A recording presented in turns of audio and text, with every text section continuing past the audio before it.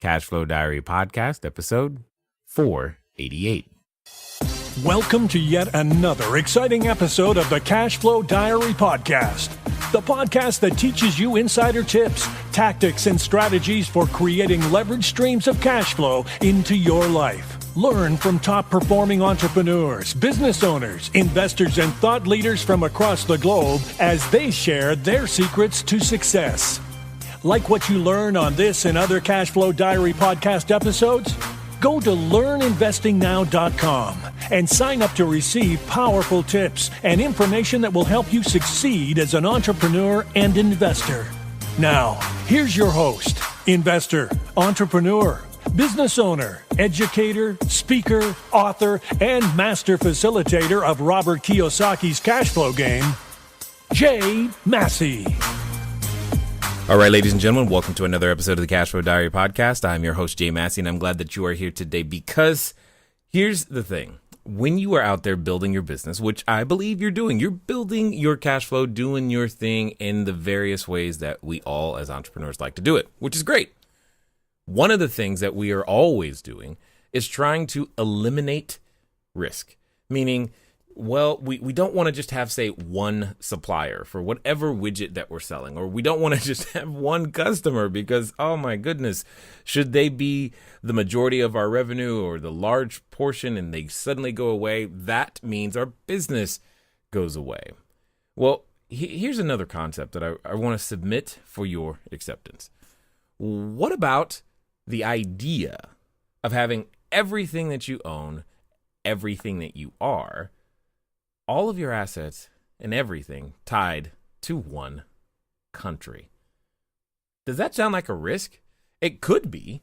And because of that, there could be a need in your future, my future, somebody's future, in some way, shape, or form to make sure that, well, that's not necessarily the case. Or maybe you just want a little bit more freedom and you don't want to be forced to stay in a particular country because that's where everything is and that's how you know how to operate. Here's what I'm saying. Having had the privilege of being able to grow up overseas and most importantly travel the world at a very young age and also older, we as Americans aren't as well citizens of the entire world. And I think it's a thing that all of us can benefit from. Most importantly, how do you do it? And in fact, some of you probably would like to own real estate in a foreign country too. Well, there's requirements. But before we get into all of that, I want you to know that today's guest is kind of an expert on that very thing. In fact, they got a book about it because at the end of the day, what it comes down to is you may want that freedom like a nomad, but you still want to be able to go out there and earn money like a capitalist. In fact, he wrote a book. The title is Nomad Capitalist, How to Reclaim Your Freedom with Offshore Bank Accounts, Dual Citizenship, Foreign Companies, and Overseas Investments. I am, of course, talking about Andrew Henderson, and what I'm excited about is the fact that not only do we get to talk to him, but do you understand that one of the interesting things I think that exists is that when you ask him, hey, how you doing? You also have to ask him, hey, where are you? Because he's probably somewhere else in the world. Here's the deal, though. There's a strategy to it. There's understanding that goes behind it. But most importantly, let's get ready to listen, to learn, and to love Andrew Henderson. Andrew, how are you doing? I'm doing well. Great to be with you. So, I guess if I wanted to live abroad, I shouldn't just pick up and go, is what you're saying. Well, I think there's a value to picking up and going. I think there's a value to diving in. I mean, it was funny. I was talking to a friend of mine who is just out of university, and he is figuring out that this corporate world that he went to college, got himself into debt to get into, has now landed him at a boardroom table sitting around doing corporate jargon every day, and he hates it. And so I think that's why you're here. That's why I'm here. That's why your listeners are here, is we don't want the corporate jargon. We want to do our own thing. And I think that the difference between us and those people is that we dive in. But I think that there's a way to create a strategy to where you're not going to make the mistakes, at least on a financial level, that come from going and doing business going and getting to the tax system, going and doing a lot of things in other countries and other cultures. So diving in terms of just getting out there, I think is great. But when it comes to the financial ramifications, obviously there's more to it than just hoping for the best. It would not make a good plan. Totally understood. Now, before we get too far in it, and because this is your first time here, what I've got to do is I've got to ask you the same question that I tend to ask everybody the first time that they're here. Are you ready?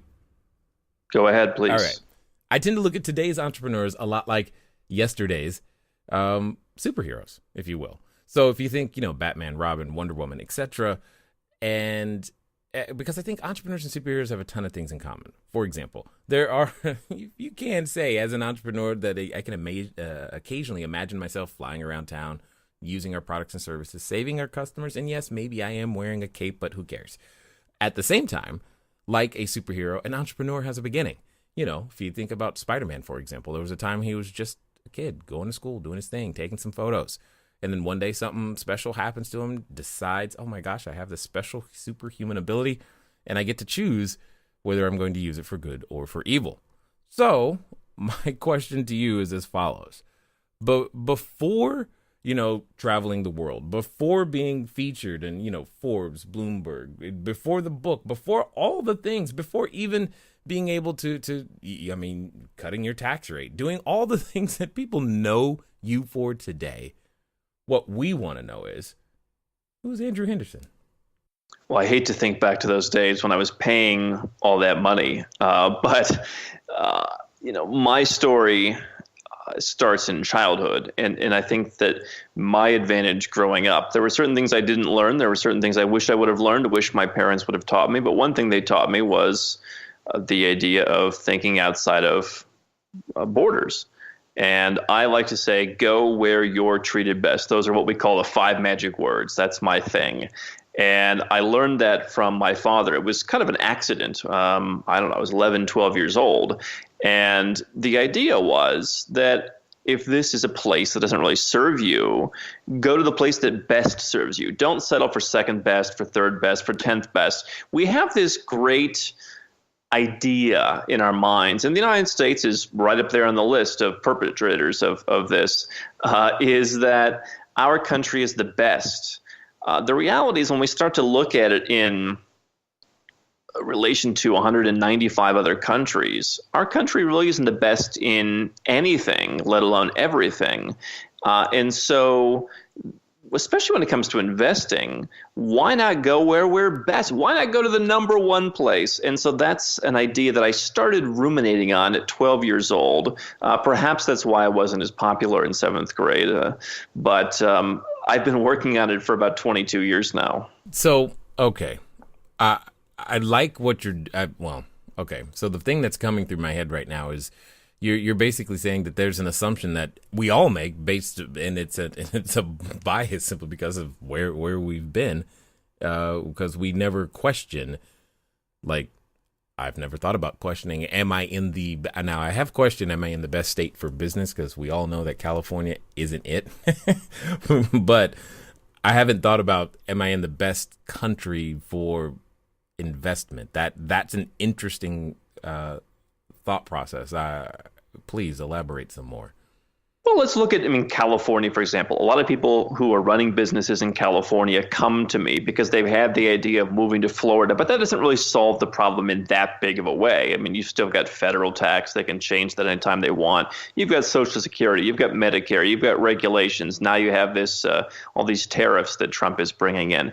And so the idea is, we are all really conditioned from childhood that we should be patriots. We should salute the flag. We should basically ignore everything that's going on in the world.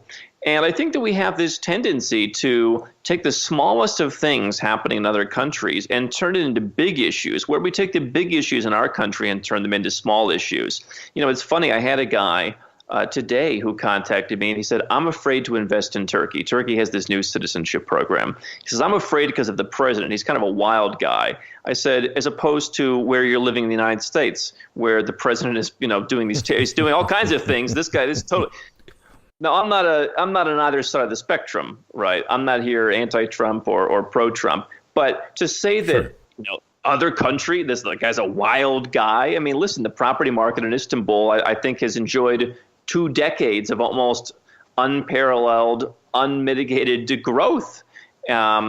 So, I mean, is this guy going to tank the economy? I mean, so I think that that's what I'm talking about is the programming that somehow we ignore everything that's going wrong in our country. And I'm not saying that we should hate our country, but what I'm saying is we are programmed to be patriotic. And isn't it amazing how whether me right now in the Republic of Georgia, you in the United States, or anyone else listening, isn't it amazing how most people outside of our doors would say, "Yep, this is the best place." But how come we all live in the best place? I'm finding myself thinking because this just the concept of because I mean, no matter where you're from and the people that I talk to anyway, we're all excited. This is, I mean, I was in Cleveland, Ohio, not too long ago, and they were all fired. I'm like, this is not. I'm looking at Cleveland like, hey, this is. I mean, it's great, but it's not California. It's not. I mean, it's not the places that I've been, but yet the people there are like, oh, this is the best place ever. So I didn't have. Are they really? Are they really saying that? I'm from Cleveland, Ohio, and as I've said, there's one. When you say I'm from Cleveland, Ohio, the only acceptable response is, "I'm sorry to hear that." Yeah, no one said that when I was there at all. No one said that at all. They were really, really fired up for their city. People are pumped up about it now. They win one championship in 53 years, and suddenly it's back to everyone loves it. Okay. That I guess that's just kind of how it is now. But okay, so I gotta understand though. I mean, here's what's going through my head. All right, when I have to break down that assumption, if I'm breaking down an assumption, I'm starting over at zero. There's, as you said, 195 different countries. There's a lot that we have learned just by being where we grew up. I mean, between the legal status, the laws, there's just an overwhelming amount of information that's going through my head of learning how to operate in foreign territory. This is clearly something you have mastered. But before we get into that, I'm kind of curious. Why do it? What is the reason behind you wanting to live abroad, so to speak, or live wherever you feel like it, or wherever you're treated best? Well, I think there are a number of different elements I want to make sure that we consider. I mean, you, for example, can live in California and you could be investing in the Republic of Georgia or Turkey or Cambodia or any of the other number of higher probability places where potentially, landlord-tenant law is better, yields are lower. Unfortunately, as a U.S. citizen, taxes being lower doesn't really benefit you. But you can invest, you never have to leave. You can set up companies in other countries. You can set up bank accounts in other countries, and you can do what I have done, and you can leave the U.S., you can expatriate, you can hand back the passport, and you can go and live a full-fledged international life. And so any or all of those could benefit you, and you're probably not just going to renounce your U.S. citizenship tomorrow and move all of your assets to somewhere else. But I think that, as you said, dipping your toe in and starting small, perhaps opening a bank account somewhere else, seeing how that feels. I think that there's a way to acclimate yourself to where you will slowly be comfortable with the idea of, if I can own a garden rise apartment building in Cleveland, why not own one in Phnom Penh, Cambodia, where the economy has grown every year for 25 years without a recession?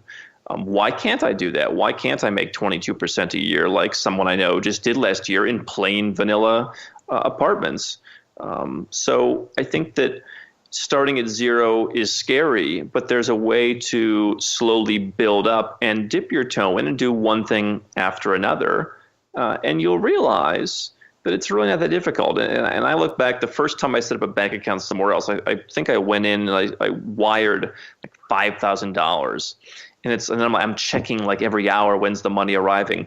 Just recently, I just bought another house in Montenegro where I'm going to be spending summers. And the banker called to confirm the wire, 6-figure wire. I'm just like, yeah, it'll be fine. All right, okay, send it. I have a lady who's my property manager. She sets it up. The contract's done. I barely pay attention because I know I have the right systems in place. And it's actually more comfortable for me than as sitting here selling off my final U.S. properties. Okay, so take us on this journey, if you will. How do we go from, well, rephrase, how do you go from Cleveland, and we'll call it the American cocoon for now, to let's spread my wings and I'm comfortable, it sounds like operating anywhere? This is where I think I had a bit of an unfair advantage, is that I grew up looking at maps. I grew up traveling. We did international travel. And so I already had that piece ready. I mean, yeah, we all know those friends who the idea of going to Mexico for the weekend sounds really freaky. So, I mean, if that's the piece. Sorry, that's funny, but yes. Yeah, I mean, if that's the piece standing in your way, go down to Mexico. You're not going to be blown away. Go down, spend a weekend, spend a week. So I think that what people in my business sometimes don't assume is, do you have a U.S. passport, or do you have a passport from whatever country you're a citizen? Okay, get that. Start traveling. Do what you need to feel comfortable. If you don't like flying, get over that.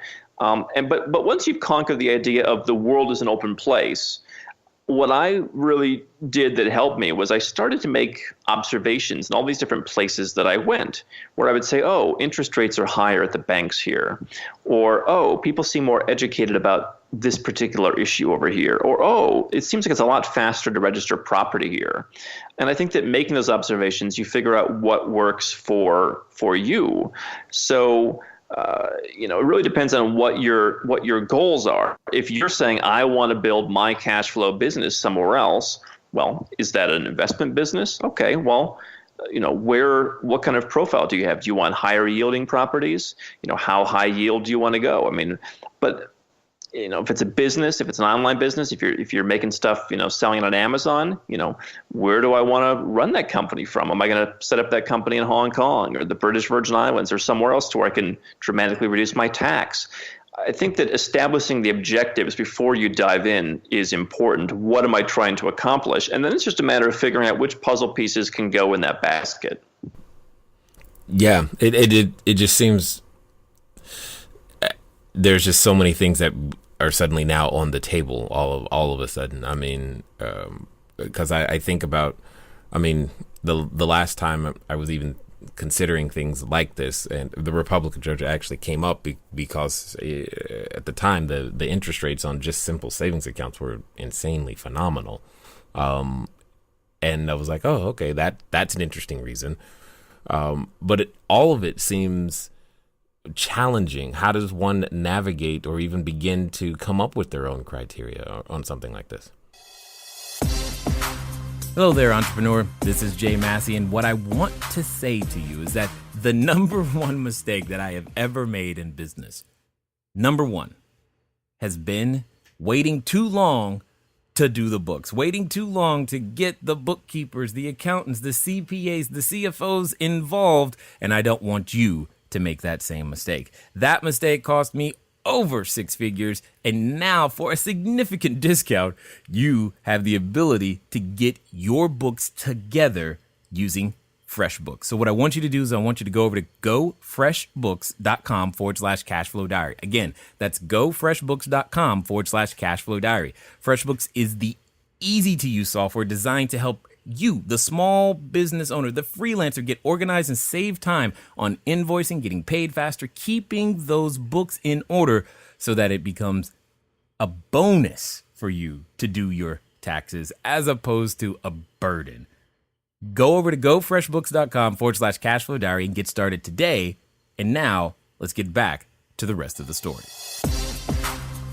Well, what I've done at Nomad Capitalist is basically help people identify what are they looking to accomplish. So let's say someone comes and says, Andrew, I'm running this cash flow business and I'm in California. I'm paying almost half my income in taxes. My goal is to eliminate that income in taxes. Someone came to me recently and said, you know what, I'm willing to live overseas, but I don't want to live in a hut. I don't want to live in an emerging country. I want luxuries. I want Gucci. I want nice stuff. And I said, okay, we can do that. And I think that at that point, you can hire someone to just help you work backwards, because do you really care if the company is based in Hong Kong, the BVI, or Timbuktu at that point? You just want the objective.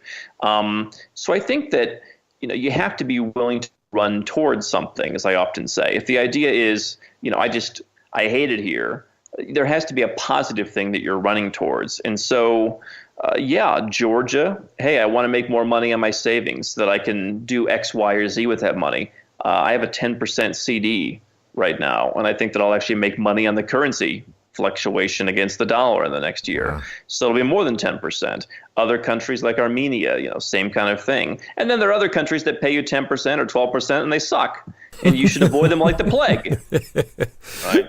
No, I get it. I'm just, it just seems like that would be an immense amount of research to pull off on any one topic. Like if we were just looking for the best interest rates on banks, etc.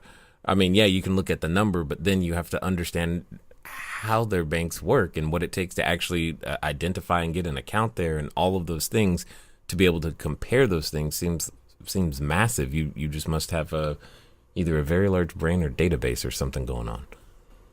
Well, I mean, this is what we do here, and here's the reality. I mean, we don't need to necessarily know every 196 country, all their banks, right? I mean, so there you go. Georgia, Armenia, two countries that I like. I think it's not a matter of knowing every option. I think that's when we really get into analysis paralysis. I think it's a matter of saying, you know what? Yeah, if you're a saver like me, yeah, I'm sick and tired of making 1.8%. That's like the good interest rate these days, it seems. I'm tired of making 1.8%. What can I do if I just want to keep money in the bank? Well, you go to Georgia, you get 3%. I think that the issue that people get hung up on is, what are the laws? How do things work? And yes, laws are different. I mean, the U.S. has this common law system that is present in countries that were British influenced. It's not is common in many other countries.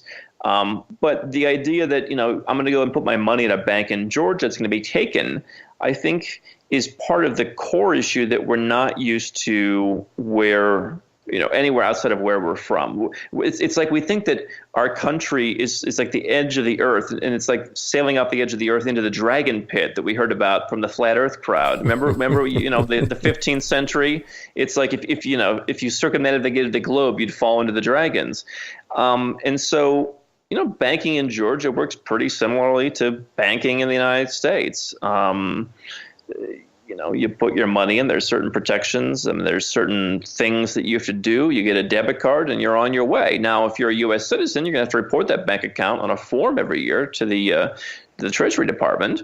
Not that difficult to do.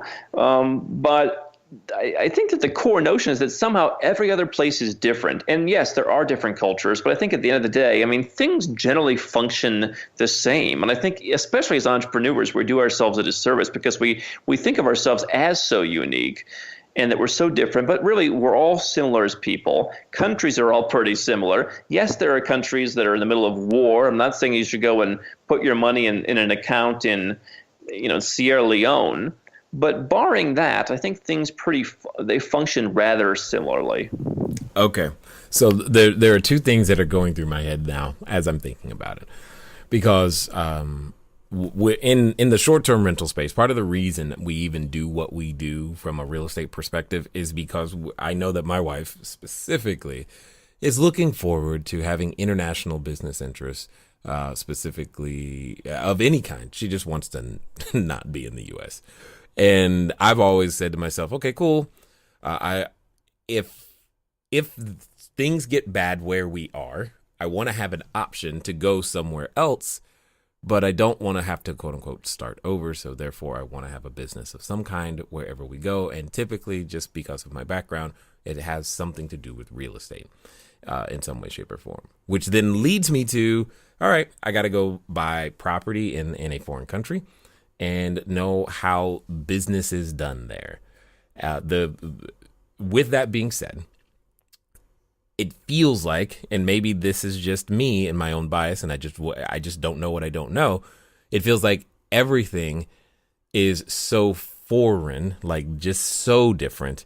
From how you hold title to how you even qualify to be able to purchase, and own real estate, say in a country like, Mexico, for example. Not that I speak Spanish, but I just know my wife does, and she would she would not object to something of that nature. It is part of what you guys do help navigate even that process? Yeah, I mean, I think that understanding, number one, where to go is important. And I think that here's where to really go? Well, I think understanding, what serves your needs. So if I'm going to buy property, Mexico is probably not on the top of my list for the reason that, yeah, there are more restrictions. It is a bit more Byzantine. And again, I don't want to be an infomercial for the Republic of Georgia, but you come, you buy a property.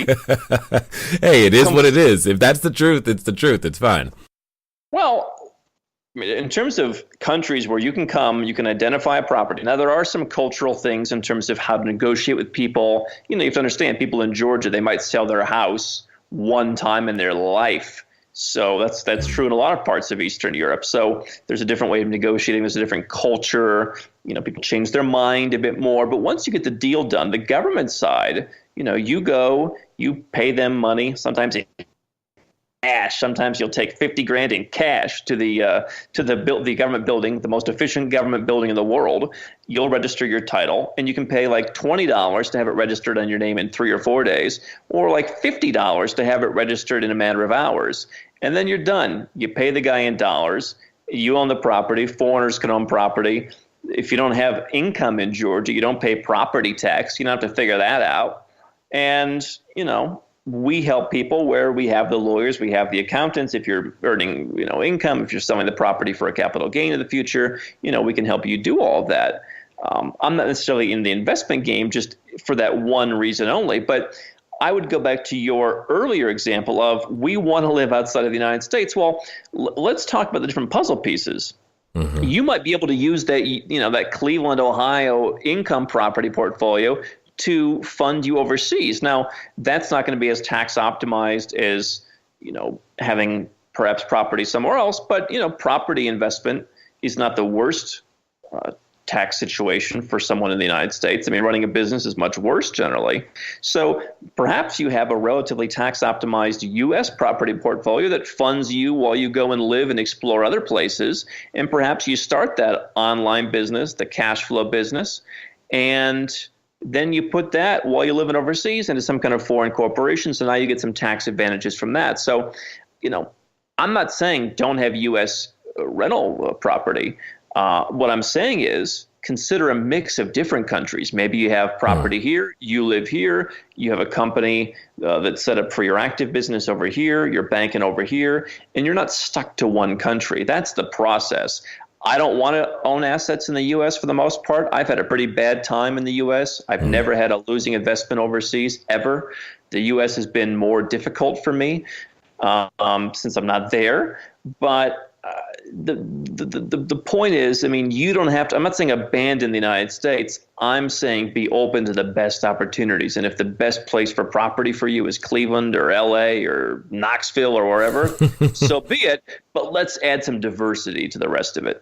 Yeah, and that's kind of where I was headed, is because I don't dislike real estate in the U.S., but I was going in my head, if I go to another country, I want to also have the same experience, or at least the same lifestyle, or the ability to generate an income, should that be in that particular jurisdiction as well. Now, we're talking about a lot of many different things, and there's something that's in the back of my head and wondering if, in your world, if it seems like to me that it would fit, but I just don't know. So I'm going to ask, does real estate has its levels of complication, but when I start to think about assets and cash and value, I can't help but think about things like cryptocurrency, Bitcoin, etc. And I'm wondering if in your world that even has a role. Well, I do, and I'll go back to your earlier point just very quickly. I think that you are correct that it's always easier in my world is people who are already successful. People come to me because they already have some kind of income, some kind of wealth they want to protect. They want to keep more of it. They want to grow their stuff faster. Obviously, there's a whole world of folks, the digital nomads, and I'm friends with many of these many of the influencers in that space, and that's great. But these are the people, the digital nomads. This is where, they quit their job, they save $5,000, and then they go live in the cheapest place they can find to figure out how to, hack their way to $1,000 a month income to pay the bills before that runway runs out. That's fantastic. I love it. Obviously, what I'm in, both from personal experience, having sold businesses in the U.S. and leaving with money, and whom I work with now, is you're right. It's a lot easier to just start with that either wealth or cash flow behind you. Right. So I think that's a really important thing to keep in mind. Got it. Now, and with that being said, is there you mentioned 5,000 in bootstrapping, is there, if you were to, knowing what you know today, if someone was planning on doing something like this, is there a dollar amount, a net worth amount, a revenue amount, or something that you go, okay, around this amount it begins to make sense, or it begins to be an easy transition? Well, again, I think, so I have my niche of who I would help and who I can really get results for. And I would say you've got to be making at least, $250,000 a year. To answer your point about cryptocurrencies and stuff like that, yes, we have people who do that. I'm not the number one proponent of that stuff. I think it's, as with anything else, part of the mix. Sure. I take a somewhat more pragmatic view on this. I like some precious metals. Maybe you have some crypto, you have some real estate, you have some cash. I like to have things diversified. That's my pragmatism speaking. So, if someone has $1 million in net worth, or they're making $250,000 a year, that's when it makes sense for me, because if you're making $250,000 a year in California, you're probably paying $100,000 in tax. And so if we can put that to 20, right, you're going to get a great ROI on doing a lot of this stuff.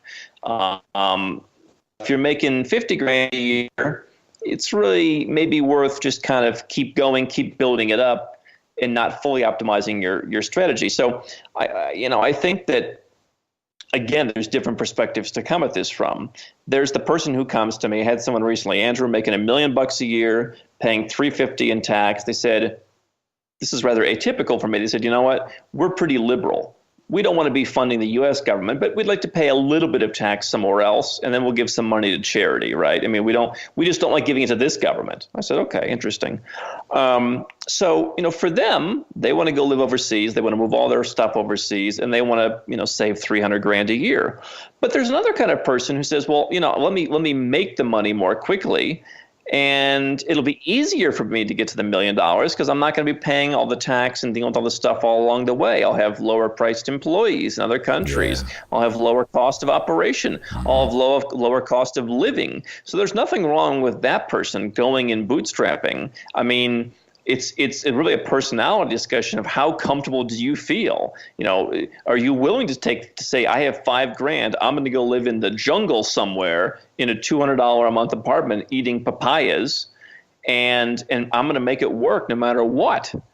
And I think there's some value to that. And just saying, I'm to do is a bit more behind us, and that's kind of a decision you have to make for yourself. But I think that you can do that. It's just, I wouldn't come in from day one and say, how do I tax optimize a business that I just started, unless you already have lots of money behind you. Understood. Okay. I like I like what you're doing. It seems like there's going to be, or if there isn't already, a significant amount of growth in that. As the internet has connected all of us and we continue to become more and more connected, is that actually something that you see, or is that actually happening to you, where you're getting more and more of these inquiries, etc.?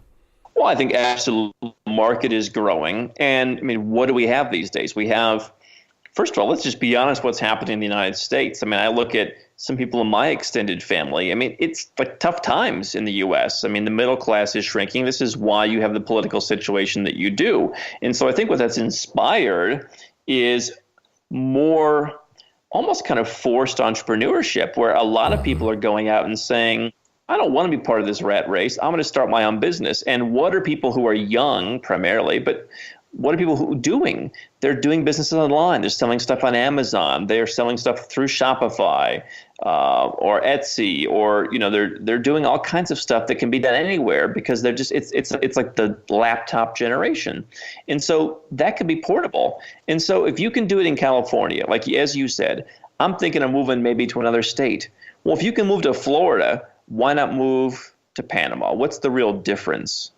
If you can move to Panama, well, now you're open to the whole world. And so I think that, yes, a lot more people are opening up to this. I mean, everything from internet businesses proliferating to the cost of flights going down. I mean, everybody's traveling that I know these days. I mean, so many people are traveling. If you want to travel, you can.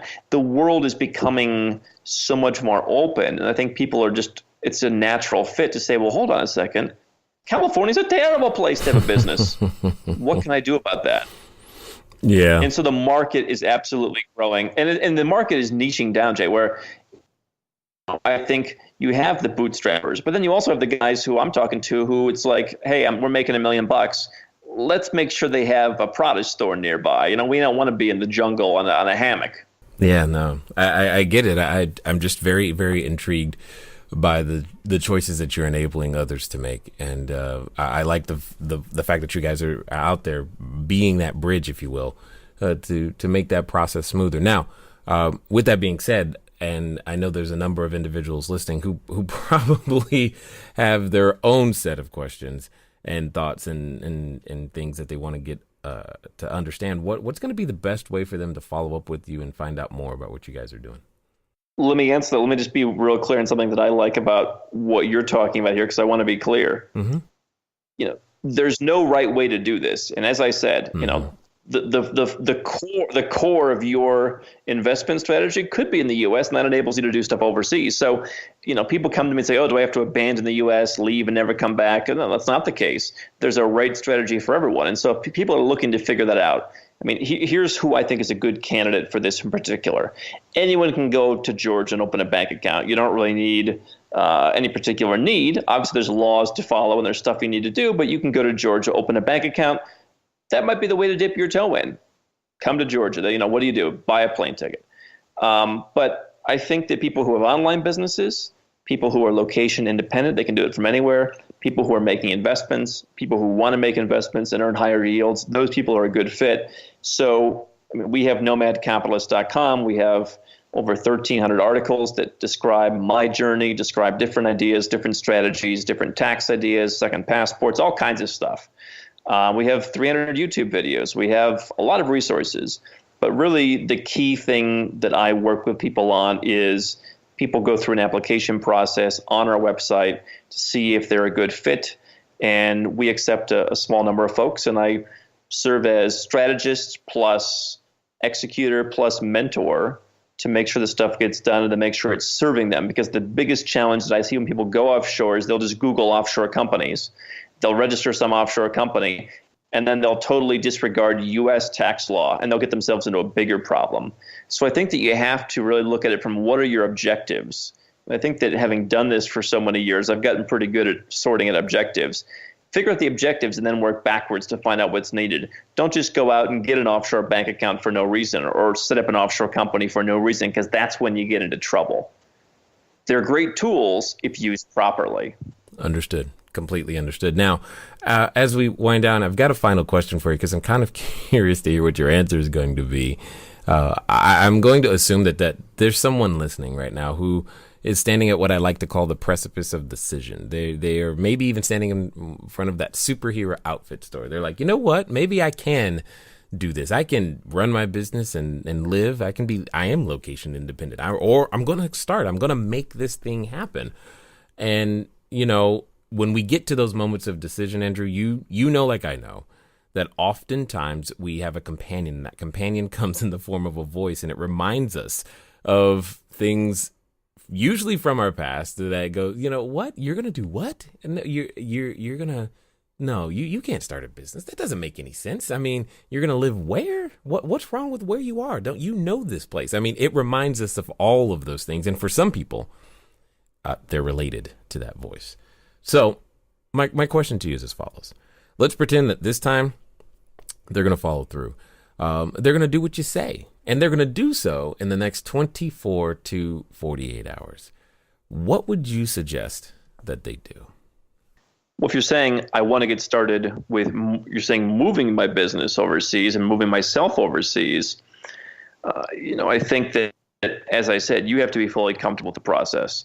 And that's something that takes time. It's taken me 11 years to get where I am today. I think I could help someone get there in 1 to 2, but you have to just get out there. I mean, I think that booking that plane ticket is number one.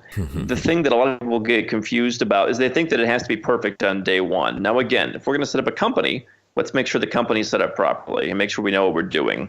But in terms of the travel piece, you're saying, hey, someone's on the precipice. They want to go out and they want to get out of the comfort zone, get out of the U.S., for example. I would say where you go is not as important. I would say the process of doing it is important. And if I look back at myself, 11 years ago, I had people along the way who encouraged me to keep doing it and to do it more and more and more, and to where now I'm in 22 countries this year, and that's like a real scale back.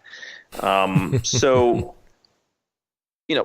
go with your gut. I think the number one thing for an entrepreneur is to go with your gut and find a place that you can go and figure out a way of being overseas. I think that what some people will want to do is they'll want to spend a week in each place and they'll want to be constantly traveling. Other people I know, especially successful entrepreneurs at a high level, they say, I need a month or I need 3 months in each place because anything faster than that, I lose my routine. So if the idea is, I'm ready to jump in and live this global citizen lifestyle, the first thing to do is to move yourself. There's a saying that, back in the 70s, the 80s, the Swiss bank accounts, the things that everyone talks about, which no longer exist, the numbered bank accounts, that stuff's all gone. We live in a new era of transparency and following the law and just using it to your benefit. But back then it was move your assets. Now it's move your ass. You better figure out how that works for you to lifestyle look like. And I'm not here to tell people how they should live their lives, because from a tax, from a business, from a freedom point of view, I'm rather agnostic to whether you're, in a different city every week or moving or finding one place you want to live in. So there's a lot of things that there's a flexibility. The most important is that people can if you are kind of tax planning, there has to be a plan. But just the most important thing is that perfect in it. Excellent. Now, I just want to say, like I said, I appreciate the what you do, the how you guys are doing it, the example of actually going out there and making it happen as well, for sure. All of those things are important. With that being said, though, I also want to say I appreciate you taking the time to share your knowledge, your wisdom, as well as your insight here with us today at the CashFlow Diary. My pleasure. All right, ladies and gentlemen, you know what time it is. It's time for you to move at the speed of instruction. What does that mean? That means get over to nomadcapitalist.com. Why? Because there's a lot to learn and a lot to do. And if unless I miss my guess, it's usually easier to have someone guide you through it. So make sure that, whatever you do, get those objectives in place and make it happen, because at the same time, nothing changes when you're just sitting around reading about it. Now you have a way to go do something about it. Ladies and gentlemen, it's been fun talking to you today. We look forward to talking to you soon. Until next time.